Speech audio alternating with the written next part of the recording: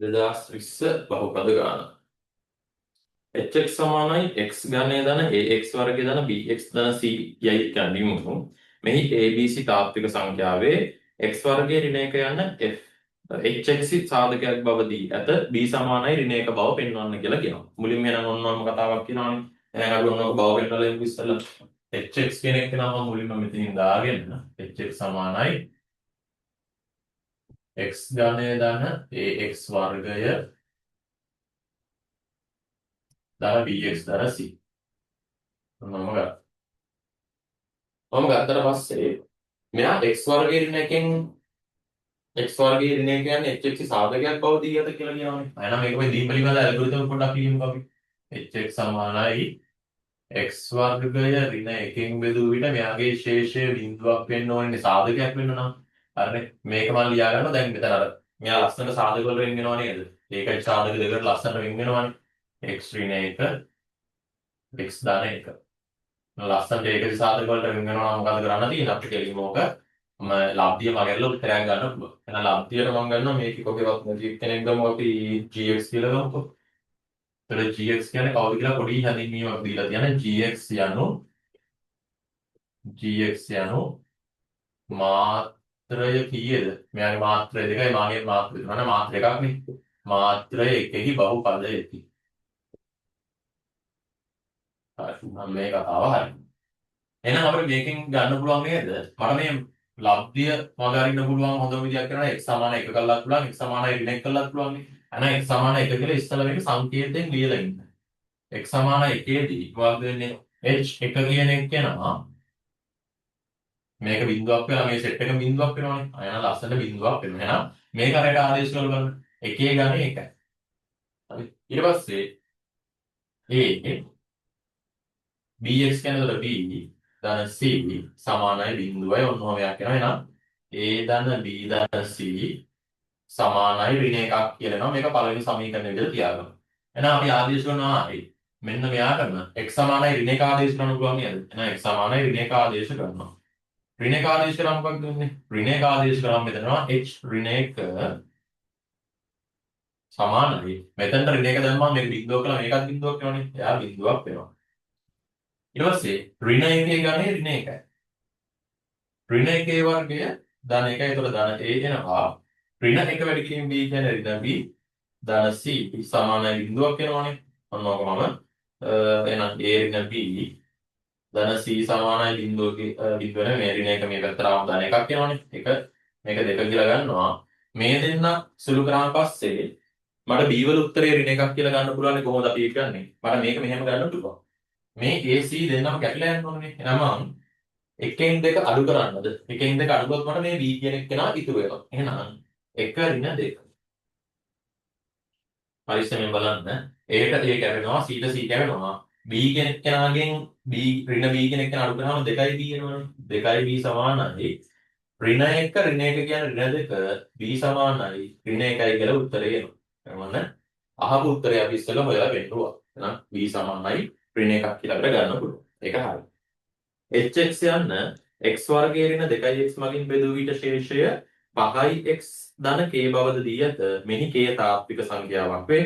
k හි අගය සොයා hx යන්න ඊට පස්සේ කතාවක් තියෙනවා. ඒක ඉස්සෙල්ලා හොයන්න එපා k කියන එක නා. එහෙනම් අපි k කියන එක නා හොයමු. මෙන්න මෙහෙම hx කියන එක නා ආයෙ කාගෙද බෙදන්නේ? මෙයා කියනවා x වර්ගයේ ඍණ 2x මගින් x වර්ගය ඍණ 2x මගින් බෙදූ විට ශේෂයත් එයා දීලා තියෙනවා 5x ධන k කියලා දීලා තියෙනවා. හරි. දැන් මෙයාගේ ලස්සනට මෙයා සාධක වලට කැඩෙන නිසා x වර්ගයේ ඍණ 2x කියන එක නමට සාධක කරන්න පුළුවන් x වැඩි කිරීම x ඍණ 2ක් කියලා.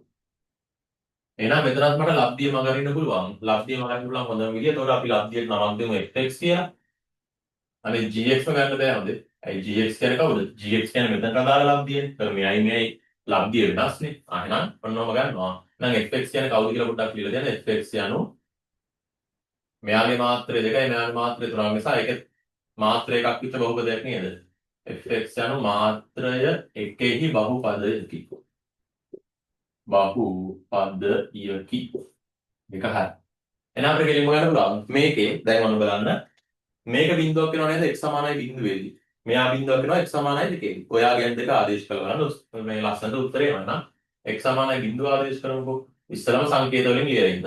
h බිඳුව සමානයි මෙයා බිඳුවක් කරනවා මේ සෙට් එක බිඳුවක් කරලා මේ 5x කියන එකනත් ලස්සන බිඳුවක් වෙනවා. ඒතකොට k කියන එක නා බිඳුවක් වෙනවා. k කියන එක නා ඉතුරු වෙනවා. 5x කියන බිඳුව k කියන එක නා ඉතුරු වෙනවා. h බිඳුව ආදේශ කරනකොට x කියන එක නා බිඳුව කරා මේක බිඳුවයි මේක බිඳුවයි මේක බිඳුවයි c කියන එක නා k ට සමාන වෙනවා. c සමානයි k මේක උත්තරයක් නෙවෙයි. අපි මේක තුන්වෙනි සමීකරණ විදිහට තියාගමුකෝ. පොඩි සම්බන්ධයක් තියෙන තුන්වෙනි සමීකරණ විදිහට තියාගමු. මම මේකටම x සමානයි දෙක ආදේශ කරනවා. දෙක ආදේශ කරාම h දෙක සමානයි x සමානයි දෙකදී මේක බිඳුවක් වෙලා යනවා x සමානයි දෙකදී මේක 10ක් වෙනවා 10 ධන k. හරි h දෙක කියන්නේ මේක දෙක ආදේශ කරන්නේ දෙකේ ගණය 8යි දෙකේ වර්ගය 4යි 4 වැඩි කිරීම a 4යි a b කියන එක නම දෙක වැඩි කිරීම b අපි ඔය කිරීම ආදේශ කරමුද b කියන්නේ ඍණ එකක් නේ එහෙනම් ඍණ එක වැඩි කිරීම x ඍණ 1යි x තියෙන්නේ ඒක ඍණ 1යි කියන්නේ ඍණ 1යි x කියන්නේ ඍණ දෙකක් තියෙනවා නේ ඍණ 2 ධන c සමානයි 10යි k 10 ධන k අපි දන්නවනේ c කෙනෙක් කෙනයි k කෙනෙක් කෙනයි තුනෙන් සමානයි කියලා මෙයාට මෙයා කපලා ගියාම 4යි a සමානයි 8යි ඍණ 2යි කියන්නේ 8න් දෙකක් ගියාම ධන 6ක් එනවා ධන 6 එහා පැත්තට ගියාම ධන 6 එහා පැත්තට ගියාම ඍණ 6ක් වෙලා මෙයා 4ක් වෙනවා. එහෙනම් a සමානයි 1යි කියලා උත්තරයක් එනවා. a සමානයි 1යි නම් a සමානයි 1යි නම් අපිට ඔන්න ඔක කාගෙන් හරි ගන්න පුළුවන් මෙන්න මේ පැත්තේ තියෙන සමීකරණයට ආදේශ කරමු. අපි එකෙන් ගන්නවද? එකෙන් a සමානයි 1යි b සමානයි ඍණ 1යි නම් මේ දෙන්න කැපිලා ගිහලා c සමානයි ඍණ 1ක් වෙනවා. c සමානයි ඍණ 1යි c සමානයි ඍණ 1යි නම් අපිට ගන්න පුළුවන් තුනෙන් c කියන එක නම් k ට සමානයි k සමානයි ඍණ 1ක් කියලා ගන්න පුළුවන්. එහෙනම් ඔන්න k හි අගය හොයන්න අපිට ඉතුරු කතාව ඔක්කොම හොයන්න උනා. අනිත් කරන්න දෙයක් නැහැ. ඉතින් අපි ඔක්කොම හෙව්වා. එහෙනම් k වලට උත්තරේ ඔන්නෝම ගත්තා. k හි අගය සොයා hx යන මෙන්න මේ ආකාරයෙන් ලිවිය හැකි බව පෙන්වන්න කියලා කිව්වා. මේ මොකක්ද නිකන් සාධක වලට කඩලා වගේ තියෙන්නේ. එහෙනම් hx කියන එක නම් මේ පැත්තෙන් ගන්නවා. hx කියන්නේ කවුද? x ගන්න එන්න. ax වර්ගය කියන්නේ කවුද? a කියන්නේ 1යි x වර්ගය. bx කියන්නේ එතකොට b කියන්නේ ඍණ 1යි ඍණ x. c කියන්නේ ඍණ 1යි. එහෙනම් මේවා ලස්සන සාධක ගන්න ඕකේ තියෙන මේ O level කාලෙමක මේ පද දෙන්න අල්ල ගන්න පුළුවන් නේද? මේ පළවෙනි පද දෙක අල්ලගත්තොත් x වර්ගය කෙලිට ගන්න පුළුවන්. එතකොට එනවා x ධන 1. මේ දෙන්නගම ඍණ එකක් කියලා දින්න පුළුවන් නේ. ඍණ එකක් කියලා දාම x ධන 1ක් එනවා. දෙන්නටම x ධන 1 පොදුයි. x ධන 1ක් කියලා දාම ඉතුරු වෙන කවුද? x වර්ගයේ ඍණ 1ක්. මේක උඩ සාධක කරන්නකෝ. x ධන 1යි මෙයා කරනවා x ඍණ 1යි x ධන 1යි කියලා කරනවා. ලස්සනට මම මේක ගන්න පුළුවන් නේද? x ධන 1ේ වර්ගය x ඍණ 1 කියලා. එහෙනම් hx කියන එක නමට ලස්සනට ඔන්න ඔය විදිහට කඩන්න පුළුවන්. දැන් ඕක කොයි ආකාරයට වෙන්නවද කියලා කියන්නේ?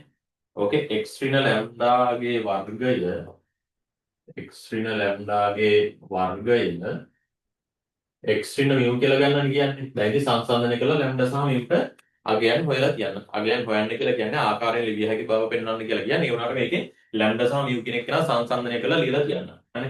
ලැම්ඩා කියන්නේ කවුද? ඍණ ලැම්ඩා ධන 1කට සමානයි නම් ලැම්ඩා සමානයි ඍණ 1ක් කියලා එනවා.